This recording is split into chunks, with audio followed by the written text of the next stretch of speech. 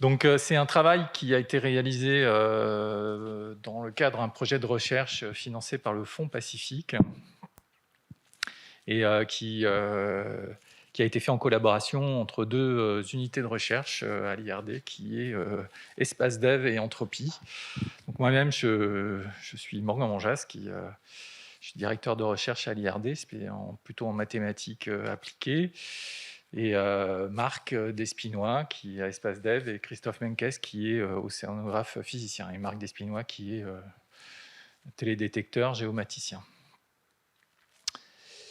Donc l'objectif en fait de ce travail, c'était d'essayer de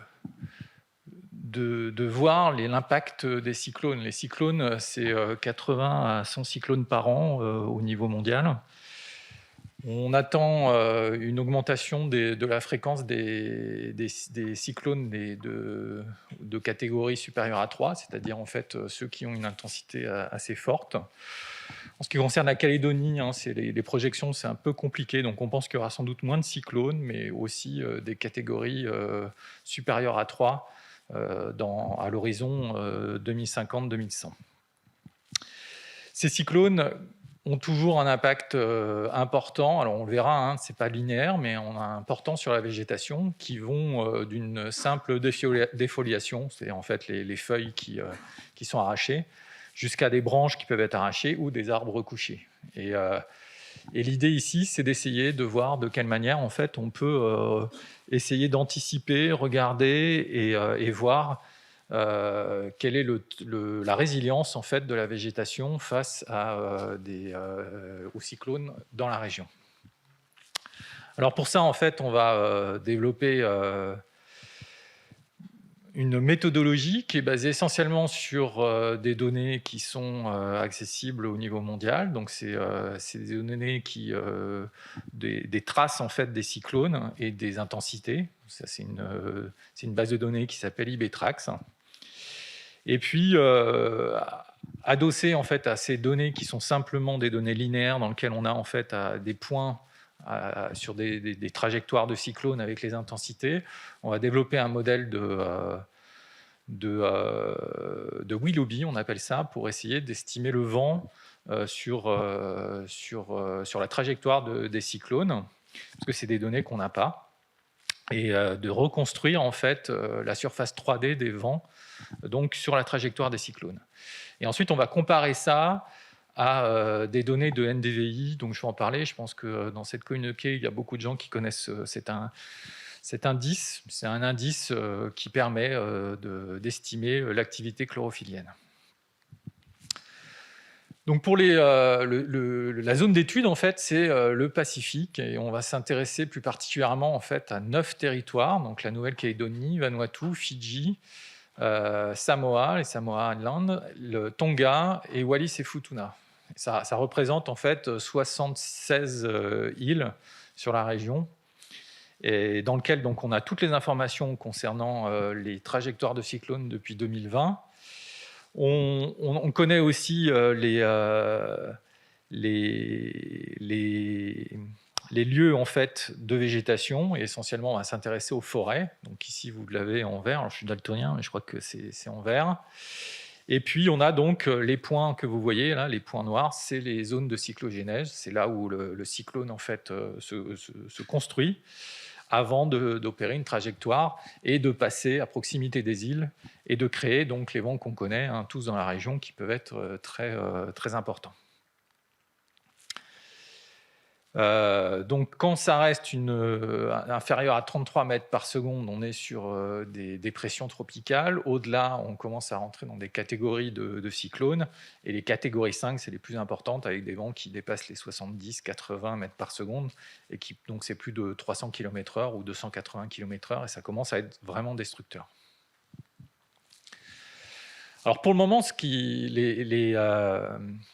les études qui avaient été faites pour essayer de comprendre les dommages créés sur la végétation par les cyclones, c'était plutôt des études qui étaient très localisées. C'est-à-dire on connaissait sur un événement, un cyclone qui passe sur une île comme la Nouvelle-Calédonie ou Vanuatu, et on essayait d'estimer en fait les dommages à travers des moyens de télédétection pour estimer en fait quelles étaient les pertes en fait au niveau par exemple des forêts, mais aussi sur l'urbain ou d'autres.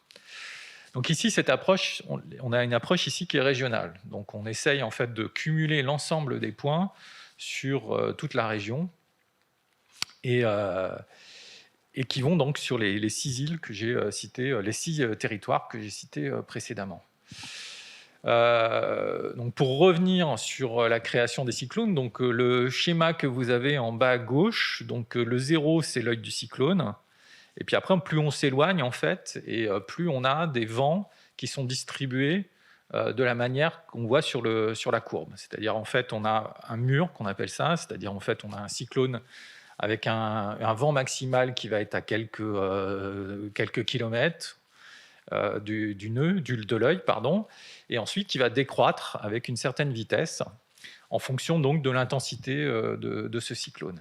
Et ça donne donc l'image qui est à droite avec un disque ici où on a en fait un vent qui est extrêmement important près du centre et qui décroît en fait au fur et à mesure qu'on s'éloigne de l'œil. Donc l'idée ici, c'est qu'une fois qu'on a la trajectoire, on est en capacité de reconstruire l'ensemble de la dynamique des vents sur une région et de savoir sur un pixel donné, sur un lieu spécifique donné, quelle est la vitesse maximale en fait, qui a été atteinte lors du passage du cyclone. Et c'est cette donnée qui va nous servir à estimer ensuite les dégâts. Donc cette fonction, en fait, donc puisqu'on est sur la télédétection et qu'on est sur des grandes zones, on est obligé de s'appuyer sur des données qui sont disponibles. Donc on calcule en fait un indice de végétation qui s'appelle le NDVI, qui est vraiment l'indice un peu de référence, qui est assez ancien maintenant, et qui permet d'avoir l'activité chlorophyllienne. Il est basé, en fait, il se calcule sur un ratio avec simplement le canal proche infrarouge et le canal rouge. Et donc, grâce à la formule qui est indiquée ici, qui nous donne un indice compris entre -1 et 1, on a une estimation en fait, de l'activité chlorophyllienne, 1 étant une activité très forte, 0 étant une très faible activité, voire enfin, ou moins, très faible. Donc, ici, ce qui nous intéresse, en fait, c'est la perte en activité chlorophyllienne. Et en utilisant donc les données et en essayant de regarder en moyenne quelle est la relation qu'il peut y avoir entre l'intensité du vent maximal et qui est ici dans le graphique de gauche qui se trouve en abscisse. Donc ici, vous avez en mètres par seconde le vent maximal pour un lieu spécifique. Et en ordonnée, vous avez en fait la perte en NDVI que cela engendre avec cette fonction qui est pas vraiment linéaire, qui montre qu'en deçà de 50 km/h, il n'y a pas d'effet en fait, c'est-à-dire que l'activité chlorophyllienne n'est pas du tout impactée. Qu'au-delà, en fait, on a une décroissance qui est régulière et qu'au-delà de 70-75 km/h, 75 mètres par seconde, pardon, donc ce qui équivaut à peu près à 280 km/h, 270, on se retrouve avec des arbres arrachés et là, on a une très forte perte de l'activité chlorophyllienne qui s'élève à plus de 40% dans les données qu'on a trouvées. On est capable aussi d'estimer donc les courbes en jaune, les pointillés en jaune et les pointillés en bleu, ce sont en fait des approximations qu'on appelle linéaires par morceaux, c'est piecewise linear model, qui permettent en fait de déterminer quelles sont les ruptures, donc le plateau qui va entre 0 et 50, et ensuite la décroissance, et une deuxième décroissance importante, un décrochement au-delà de 70 mètres par seconde. Ok. Pour le transparent suivant, en fait, on est sur la même chose, donc dans le même esprit, mais ici, en fait, au niveau de la résilience, c'est-à-dire qu'on estime, en fonction du vent, le temps nécessaire pour que la végétation revienne à une activité chlorophyllienne qu'elle avait avant en fait, le passage du cyclone. Et donc c'est pareil, on s'aperçoit qu'au-delà de 70 mètres par seconde, on peut avoir jusqu'à plusieurs mois, voire au-delà de 6 mois en fait, de résilience, c'est-à-dire en fait, de retrouver en fait, une activité chlorophyllienne équivalente à celle avant le passage. Ça, c'est l'exemple en fait, qu'on a au niveau en fait, de Viti Levu, à Fidji. C'était le cyclone Winston qui est passé en février 2016 et qui était un catégorie 5 assez fort, hein, qui a créé beaucoup de dégâts en fait, sur le nord de Viti Levu. Et à droite, en fait, vous avez la perte en NDVI, et à gauche, vous avez donc le vent maximal, et on voit bien à l'œil qu'il y a véritablement une grande connexion entre ces deux graphes. Voilà, et donc pour conclure, on a développé un modèle qui permet d'estimer la perte en fonction de l'intensité et la trajectoire d'un cyclone. Ça peut être utilisé en prédictif, c'est-à-dire si on a en fait un cyclone ou même fourni par exemple par un service météorologique, on est en capacité d'avoir la dégradation, mais ça peut être aussi quelque chose qui peut être évalué en se disant si on a cette trajectoire, on peut impacter très fortement une forêt particulière qu'on aimerait préserver. Et il y a un article en fait qui est en cours, donc vous pourrez y avoir accès prochainement. Et il y a un site internet qui est noté ici, c'est predicttropic.ird.nc qui permet en fait d'avoir accès à la modélisation et à toute l'historique en fait des cyclones et des impacts sur la région. Je vous remercie. Merci beaucoup Morgan pour cet exposé, pour le coup un peu plus technique que les autres, mais très intéressant. Est-ce qu'il y a des questions dans la salle ou en ligne, dans le chat ?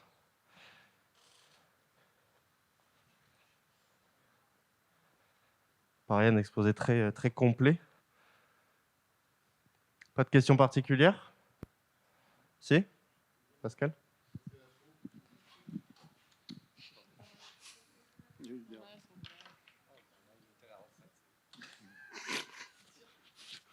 Bonjour Morgan, Pascal Afro, Aquaterrain. Je voulais savoir si la Chambre de l'agriculture se sert de tes prédictions. Non, en fait, on n'a pas encore véritablement fait la publicité. C'est un projet qui vient de se terminer. Mais c'est effectivement quelque chose qui pourrait probablement intéresser certaines collectivités pour savoir notamment, je pense que la résilience est un élément qui peut leur servir à mieux gérer en fait, effectivement les impacts sur les forêts. Juste un petit complément par rapport à ce projet-là. En fait, il a été financé par le Fonds Pacifique et à ce titre, il y a plusieurs îles donc, du Pacifique qui sont concernées. Et donc, il y a des services météorologiques qui sont intéressés par ce genre de choses. Et donc, l'idée au départ, c'était d'étendre la thématique à d'autres types de végétation que de la forêt. Mais on a fait des essais avec d'autres images et je pense que ça va être la suite du projet. Enfin, on va voir ce qu'on va faire, mais on va essayer probablement prendre des images mieux résolues du type Sentinelle. On a déjà fait des essais. Bon, ça n'a pas été forcément très concluant parce que les résultats ne sont pas forcément bons, mais les modèles restent à affiner, quoi. Voilà. Parfait. Merci beaucoup encore Morgan pour cette présentation. Merci Marc pour ces compléments. Encore des liens intéressants. Donc pour un petit peu la clôture de cette session, c'est la preuve. Donc encore une fois que grâce à la connexion, donc là c'est notamment grâce à des fonds de l'État via le Fonds Pacifique, mais on a vraiment des choses à faire à l'échelle de la région avec des besoins communs, des problématiques d'intérêt commun. Et que le principe de mutualisation, où on arrive à développer des choses pour une communauté d'utilisateurs et d'institutions dans le cadre d'une gestion durable, plus durable des territoires et des ressources, on a vraiment une importance à continuer en ce sens. Et c'est typiquement ce genre d'initiative et de projets qui y répondent.